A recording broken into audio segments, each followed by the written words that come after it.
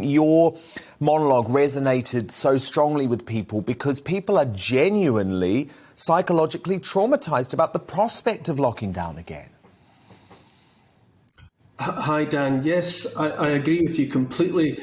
I think I was just I'm fairly sure I was just saying what a lot of people are thinking, and I made it plain in the monologue that I'm not talking about for myself, militant resistance or whatever. I just intend to set aside, if you like, to ignore any diktats that come down. I won't be locked down again, not in my head, and really not practically.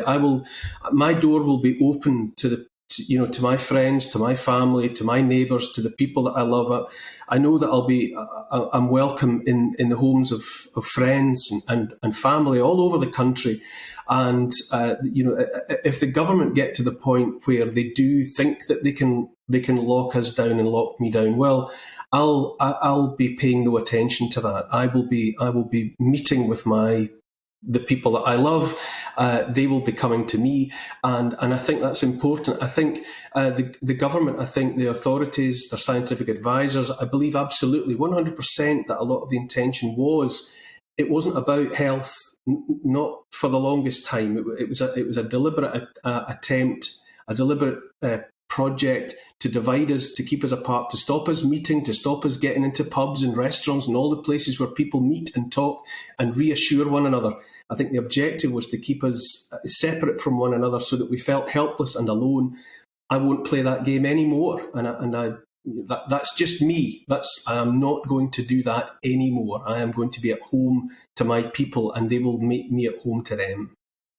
Well, Neil, I'm with you. I'm with you. I was very opposed to all of the lockdowns post-April, all of the measures. But if it was law, I followed it. And of course, because I'm broadcasting on national television, I always will follow the law, Neil. But I won't be locking down again. Absolutely no way, because this is the only way that we have the strength to go on.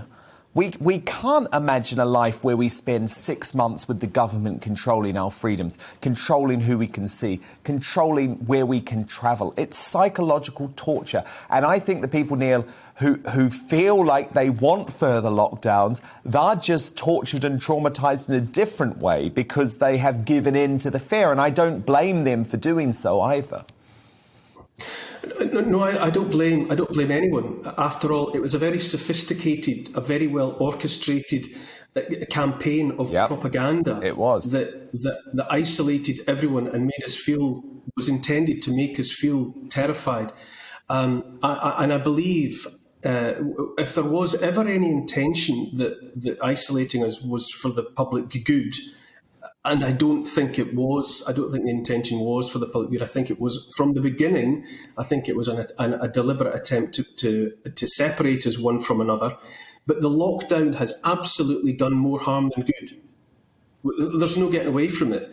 Regardless of COVID, the damage that it has done to people's health, people's physical and mental health, to people's finances, to people's relationships with one another, the local economy, the national economy, the world economy has been severely damaged to such an extent that I don't even. It would be years. The act of destruction is the stuff of moments.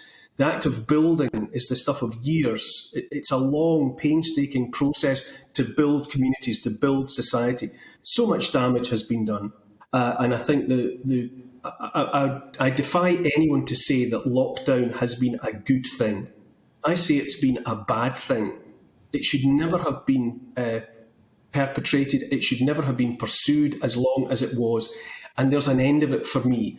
I know that it was bad for me. I know that it was bad for mine. I know that it was bad for the people that I care about. And for that reason, I won't have anything more to do with it. I'm not talking about throwing bricks through windows or doing anything. You're talking about living your life. I am living your life with my life. I will not be locked down. Totally. I will walk in the open air. I will go to the places I can go to, and that is that. I will go on with my life. And I know that there are millions of people who feel the same as I do, and I just hold out my hands to them and say that, you know, we are arm in arm, we are linked together, whether we're together or not physically. I know that I have, you know, support from many, many people. Totally. No, and you absolutely do, Neil. It was such a powerful monologue. Thank you so much for being on to explain it more. And of course, Neil Oliver live screens at 7 p.m. on Saturday nights here on GB News. That is our viral sensation, our very own viral sensation, Neil Oliver.